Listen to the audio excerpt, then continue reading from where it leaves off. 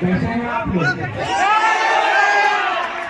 दबदबा बना सके तो दबदबा था, दबदबा है और दबदबा बना रहेगा।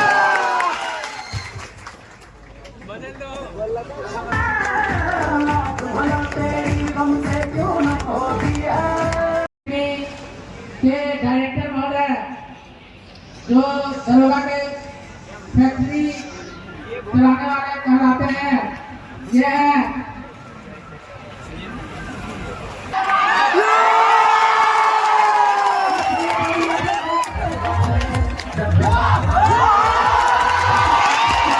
तरफ से मदद करेंगे। और एक घोषणा हम आपको कर रहे हैं, और जो भी लोग के डायरेक्टर महोदय जो दरोगा के फैक्ट्री चलाने वाले कहलाते हैं, ये है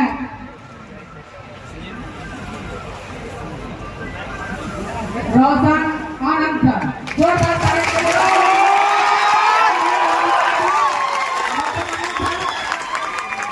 आप लोगों को सम्मानित करेंगे।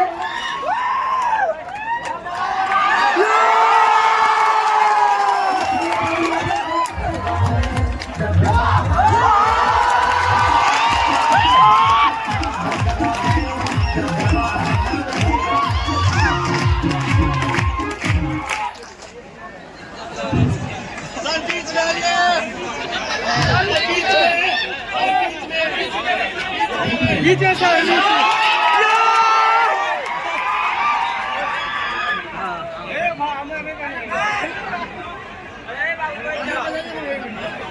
कैसे हैं आप लोग?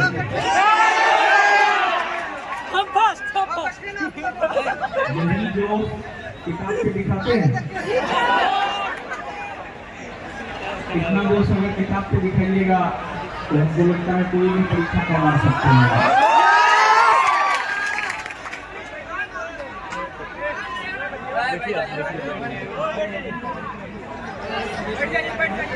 समस्तीपुर शिक्षा में हमको लगता है बहुत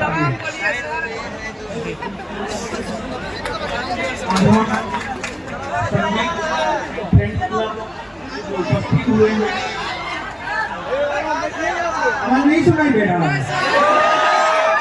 अच्छा देगा सुनाई। हेलो, अब देना सुनाई। बोलिए सर।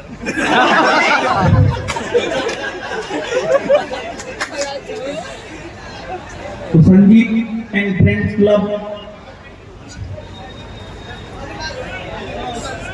को हम हृदय से आभार व्यक्त करते हैं कि उन्होंने हमें यहाँ आमंत्रित किया और हम आपके बीच आए।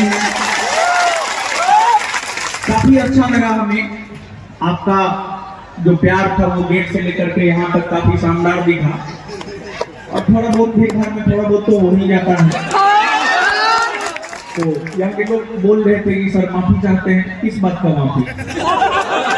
हम तो ये डेली झेलते हैं। अरे स्टूडेंट से हम लोग हैं महाराज, स्टूडेंट नहीं तो आप नहीं तो हम कहां से? सब ठीक तो आपसे ही है।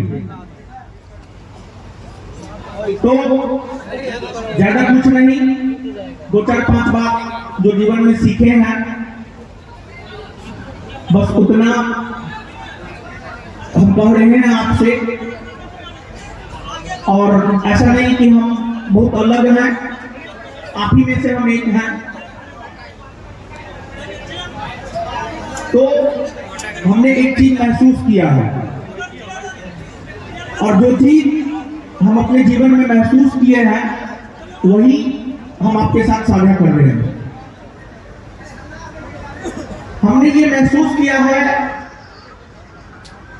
कि संसार में सब कुछ पराया है, सब कुछ पराया हो सकता है, लेकिन आपके पास जो नॉलेज है, आपके पास जो ज्ञान है, आपके पास जो शिक्षा है, वो कभी पराया नहीं हो सकता है।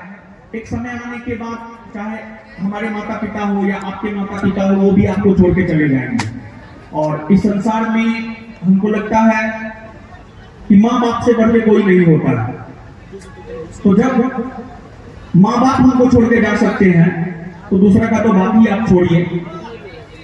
तो जो चीज आपके पास रह सकता है वो है शिक्षा, वो है ज्ञान।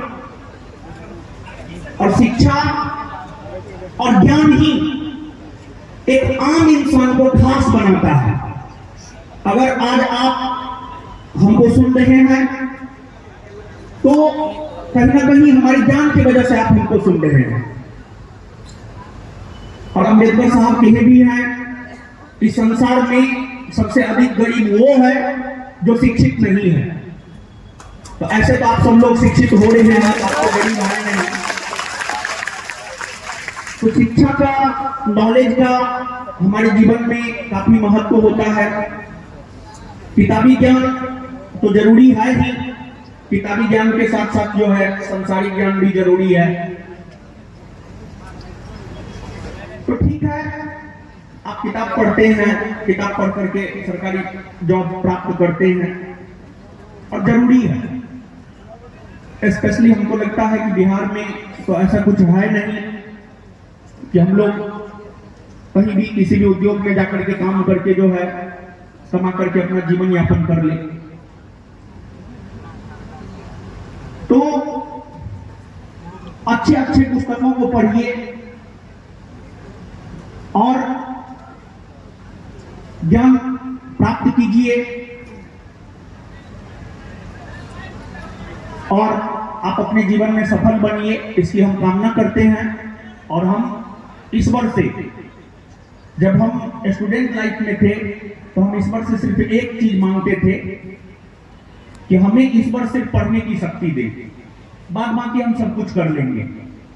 तो हमको लगता है ईश्वर हमारी बात सुने और हमको पढ़ने की शक्ति दिए और उसी बल पर जो है आज जो भी है शिक्षा के बल पर ही है। तो हम आपको अपनी तरफ से यह आशीर्वाद देते हैं कि ईश्वर आपको पढ़ने की शक्ति दे और आप इतना पढ़े कि आप जो भी परीक्षा गंवारना चाहे उस परीक्षा को आप गंवार सकते हैं। देखिए, एक चीज हमने महसूस किया है कि देखिए, हम लोग काम करते हैं, हम लोग पढ़ते हैं, हम लोग मेहनत करते हैं, लेकिन जो काम में एकाग्रता होनी चाहिए उस एकाग्रता के साथ हम लोग काम को नहीं करते हैं। तो बस ये बात हम आपको कहना चाह रहे हैं कि अगर आप अपने काम में एकाग्रता लाते हैं तो हमको लगता है कोई भी पुस्तक आपके लिए आसान हो जाएगा, किसी भी चीज को समझना आपके लिए आसान हो जाएगा। और किसी भी चीज को अगर चाहते हैं ना तो शिद्दत से चाहिए और एक बार सब चीज अपना झोंक दीजिए। और एक बार हमको लगता है कि अगर आप अपना सब चीज झोंक देते हैं तो कहीं ना कहीं पॉजिटिव रिजल्ट होता है। और सब कुछ आपके सोच के ऊपर डिपेंड करता है। आप जैसा सोचते हैं आप वैसा बन जाते हैं। अगर आप नकारात्मक सोचेंगे तो आपके जीवन में हर कुछ नकारात्मक होगा। अगर आप सकारात्मक सोचेंगे तो आपके जीवन में हर कुछ सकारात्मक होगा। तो जब सोच के ऊपर ही हर कुछ डिपेंड करता है तो आप नकारात्मक क्यों सोचें, आप सकारात्मक सोचिए। सकारात्मक सोच के साथ एकाग्रचित होकर ईमानदारी से मेहनत कीजिए। दुनिया का कोई ऐसा लक्ष्य नहीं है जिसको आप प्राप्त नहीं कर सकते हैं। हम सभी की प्रेरणा स्रोत स्वामी विवेकानंद जी रहे हैं। हमारा कुछ नहीं है, हम जो भी बोल रहे हैं कहीं ना कहीं किसी न किसी किताब से बोल रहे हैं, किसी न किसी किताब को पढ़ के बोल रहे हैं। स्वामी विवेकानंद जी का एक लाइन जो हमको काफी प्रभावित किया है वो यह है, उनका एक लाइन है कि संसार में कोई भी काम है अगर उस काम को कोई भी एक इंसान कर रहा है तो इस संसार के हर इंसान में कैपेसिटी है कि वो उस काम को कर सकता है। तो एक बात बताइए आप हमको, चाहे बिहार एसएससी एग्जाम हो, बीपीएससी एग्जाम हो, बिहार एसआई एग्जाम हो, बिहार पुलिस एग्जाम हो, यूपीएससी एग्जाम हो, कोई भी एग्जाम हो, किसी भी एग्जाम को क्वालिफाई कौन करता है? किसी भी एग्जाम को क्वालिफाई करता है एक छात्र। एक छात्र। तो जब किसी भी एग्जाम को एक छात्र क्वालिफाई कर सकता है, तो स्वामी विवेकानंद जी बोले हैं हर छात्र में वो कैपेसिटी है कि वो उस एग्जाम को क्वालिफाई कर सकता है। तो आप में पूरी क्षमता है, पूरी ताकत है, आप किसी भी परीक्षा को क्वालिफाई कर सकते हैं।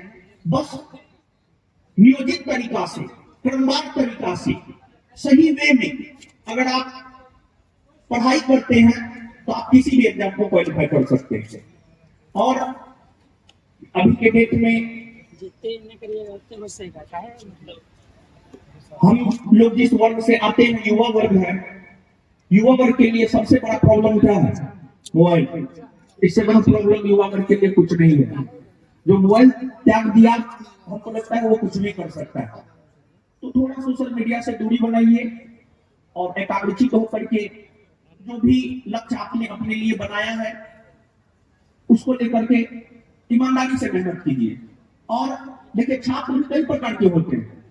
एक छात्र होता है दिखावटी और एक छात्र होता है वास्तविक।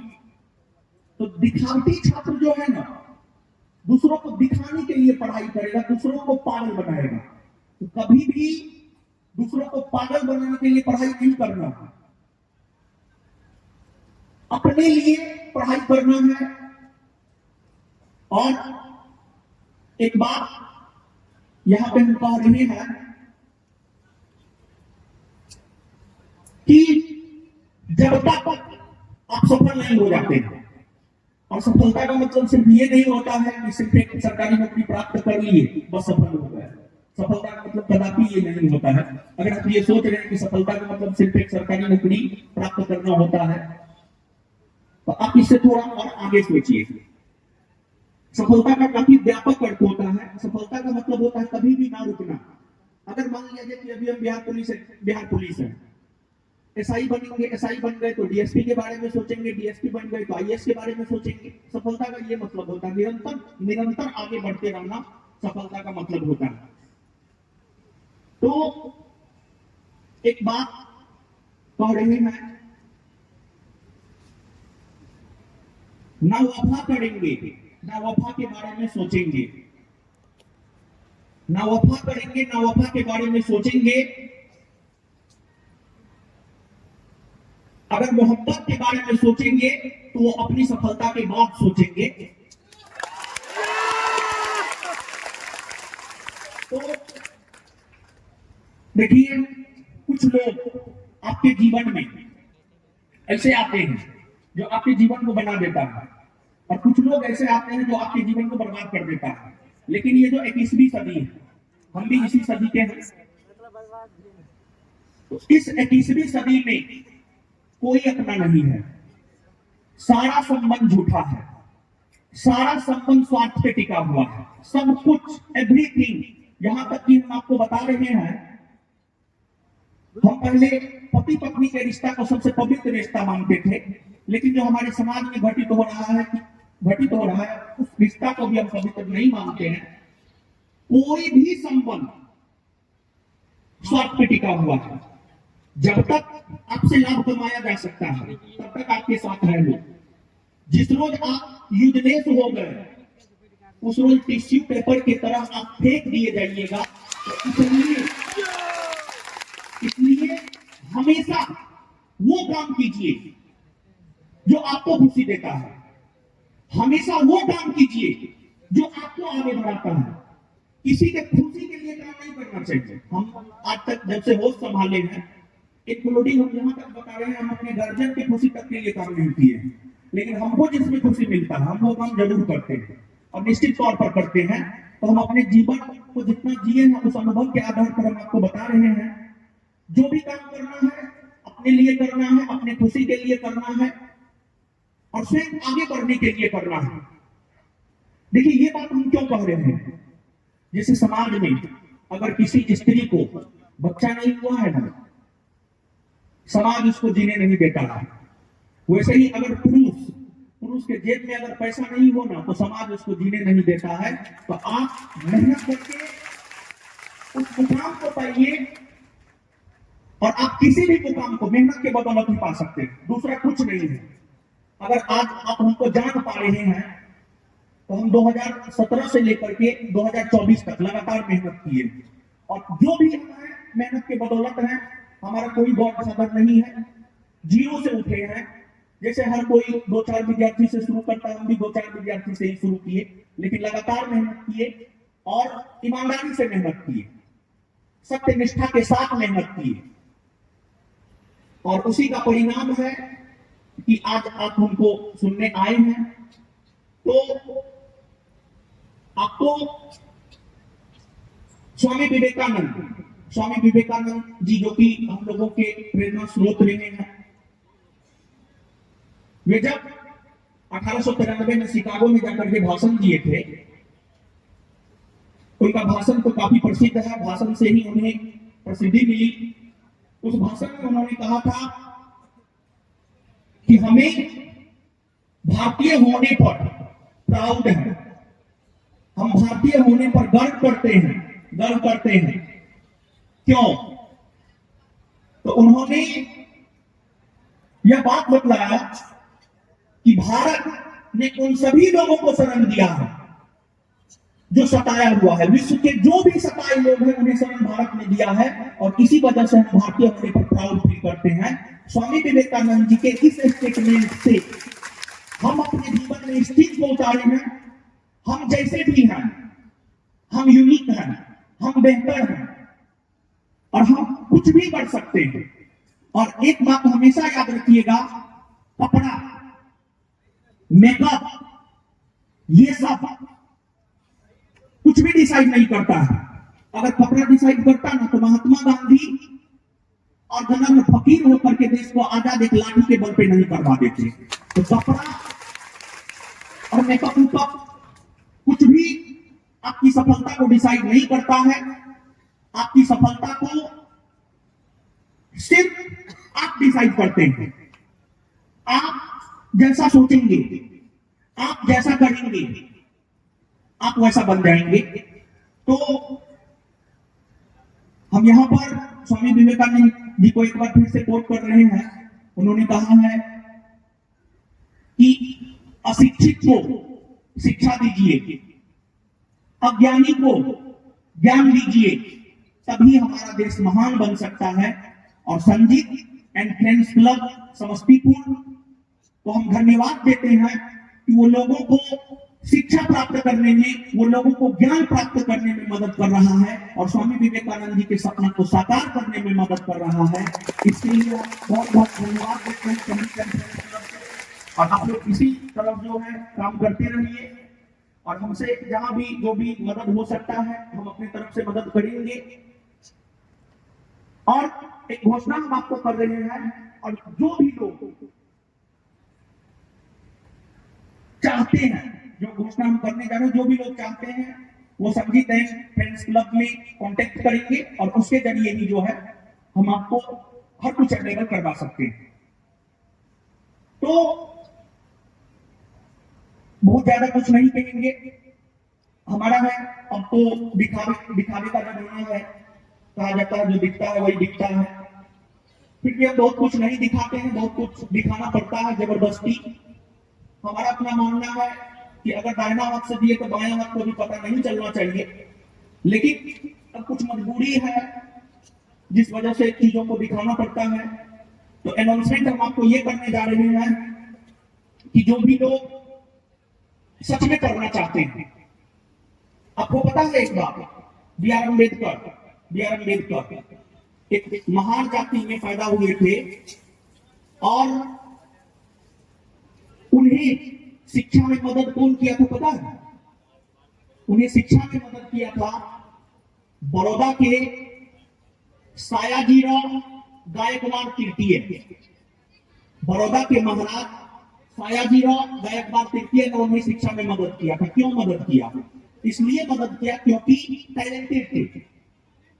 तो हमारा अपना मानना है कि जो आगे बढ़ने वाला है उसको आगे बढ़ाया जाए, उसको पुश किया जाए ताकि वो अपने जीवन में सफल हो जाए। जो भी लोग संस्थान से जुड़ना चाहते हैं और अगर आप आर्थिक तौर पर कमजोर हैं और आर्थिक तंगी के वजह से आप हमसे नहीं जुड़ पा रहे हैं तो आप संगीत एंड फ्रेंड्स क्लब के ऑफिस में कांटेक्ट करके आप हमसे जुड़ सकते हैं। आपको जिस बैच में एडमिशन चाहिए उस बैच में आपको एडमिशन मिलेगा। ये घोषणा हम आपको कर रहे हैं, लेकिन बाय थ्रू संगीत एंड फ्रेंड्स क्लब। और डायरेक्ट हमारे पास नहीं होता है, बहुत ज्यादा ये होता है, तो इस क्लब के थ्रू ही जो है आप अगर जुड़ना चाहते हैं तो आप जुड़िए। और जरूरी नहीं है कि आप हमसे ही जुड़िए, आपको जो अच्छा लगता है आप उससे जुड़िए। और जो लोग सफल होते हैं उनके लिए तो ठीक है, लेकिन जो लोग सफल नहीं हुए हैं, कहीं ना कहीं कमी है, कहीं ना कहीं कमी है जिस वजह से वो सफल नहीं हुए। तो आपको कुछ भी नहीं करना है, सिर्फ अपनी कमी को पहचानना है, उस कमी को नोट डाउन करना है और उस कमी को किसी को बताना भी नहीं है, क्योंकि ये 1990 का दशक नहीं है, 1980 का दशक नहीं है, ये 21वीं सदी है। यहाँ पे आपके दोस्त जो आपके सबसे करीबी है ना, वो अगर आपका कमजोरी जान जाएगा ना, वही आपका आने वाले दिनों में मजाक उड़ाएगा। तो इसलिए अपनी कमी अपने तक सीमित रखिए, अपनी कमी अपने तक सीमित रखिए, किसी को नहीं बताइए। हो सकता है जो दोस्त अभी आपका है उसके साथ आपका संबंध काफी अच्छा है, जरूरी थोड़े है कि आने वाले 2 साल के बाद उसके साथ आपका संबंध अच्छा नहीं हो, ये कोई जरूरी नहीं है। और ऐसा जरूरी इसलिए नहीं है क्योंकि ये 21वीं सदी है और यहाँ पर सब कुछ स्वार्थ पे टिका हुआ है, ऐसा हमारा मानना है, हमने महसूस किया जीवन में, और उसी आधार पर हम आपको ये बात बोल रहे हैं। तो अपनी कमी अपना सेक्रेट किसी को नहीं बताना है, किसी को नहीं बताना है। और ज्यादा कुछ नहीं, हम आपको शुभकामना देते हैं कि आप सब लोग जिस जोश और जुनून के साथ हमारा स्वागत किए, वही जोश और जुनून किताब पे उतारिए और सफल होइए।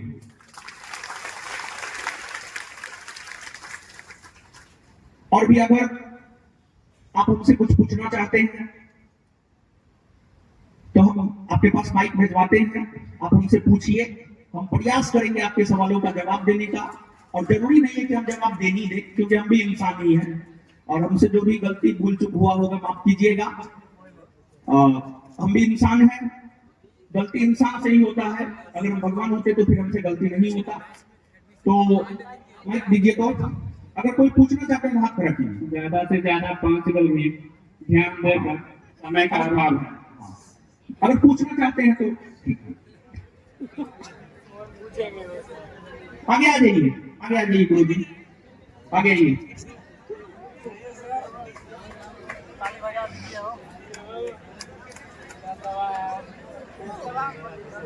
माइक दीजिए इनको।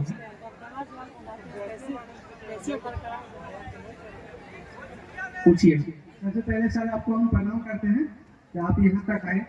सर मेरा एक डाउट रहता है कि नियंत्रण पढ़ते अगर 8 घंटा एक दिन पढ़ते, 10 घंटा एक दिन, फिर 1 सप्ताह 15 दिन के बाद हम लोग खो क्यों देते हैं, और उसका क्या एक कारण हो सकता है, उससे सुधारने में क्या मदद हो सकती है? देखिए, एक बात बता रहे हैं, यानी आपका सवाल मूल तौर पर यह है कि हम अपने रूटीन को जारी नहीं रख सकते। मतलब 1 सप्ताह पढ़ लिए और फिर 15 दिन बीच में गैप कर दिए, फिर 1 सप्ताह पढ़ लिए, फिर 15 दिन बीच में गैप कर दिए। बहुत बड़ा समस्या है ये, और इस समस्या से अगर निजात नहीं पाइएगा कुछ नहीं हो पाएगा। देखिए होता क्या है कि जैसे हमको पढ़ने का आदत एकदम नहीं है, ठीक है, हम अचानक रूटीन बना लेते हैं 8 घंटा, 10 घंटा, 12 घंटा का। तो एक तो इस समस्या से अगर आपको निजात पाना है, डेली बेसिस पर अपना रूटीन बनाइए। डेली बेसिस पर, डेली बेसिस पर मतलब आज हमको इतना करना है, आज हमको इतना करना है, सुबह से लेकर रात तक करना है, और फिर रात में उसका समीक्षा करना है कि हम जो अपना लक्ष्य बनाए थे क्या हम उसको प्राप्त कर पाए या नहीं कर पाए। अगर आप प्राप्त कर लिए हैं तो आप अगले दिन पढ़ने के लिए मोटिवेट रहेंगे, और अगर आप नहीं किए हैं तो आप अगले दिन पढ़ने के लिए मोटिवेट नहीं रहेंगे। तो एक तो एक दिन का रूटीन बनाना है, और रूटीन अपनी क्षमता के अनुसार बनाना है। देखिए मान लिया जाए कि एक बात बताइए, एक एग्जांपल हम बोल रहे हैं, मान लिया जाए कि अभी हम एक दिन का 1,000 रुपया कमा रहे हैं, और हम सोच लिए अभी हम एक दिन का 1,000 रुपया कमा रहे हैं, और हम सोच लिए कि एक दिन का हम 1 करोड़ रुपया कमाने लगे। पॉसिबल है? कभी नहीं, कभी नहीं हो सकता ऐसा, कभी नहीं हो सकता ऐसा। लेकिन हम अगर हम एक दिन का 1,000 कमा रहे हैं, अगर हम ये सोचेंगे कि एक दिन का हम 1200 कमाने लगे, तो इस लक्ष्य को हम अचीव कर पाएंगे। फिर 1200 कमाने लगे तो हम सोचेंगे कि 1500 कमाए, उस लक्ष्य को हम अचीव कर देंगे। लेकिन अचानक अगर चाहेंगे कि 1,000 की जगह एक दिन में 1 करोड़ कमाने लगे, तो ये कभी पॉसिबल नहीं है। तो इसलिए आपकी क्या क्षमता है, इससे आपकी क्या क्षमता है, आपसे बेहतर कोई नहीं जानता है। तो डेली बेसिस पर रूटीन बनाइए, रात में उसकी समीक्षा कीजिए, और अगर आप कर लेते हैं एक दिन के होमवर्क को, अगला दिन पढ़ने के लिए आप स्वयं प्रेरित रहेंगे। और जो है आपको थोड़ा कम करके चीजों को शुरू करना होगा।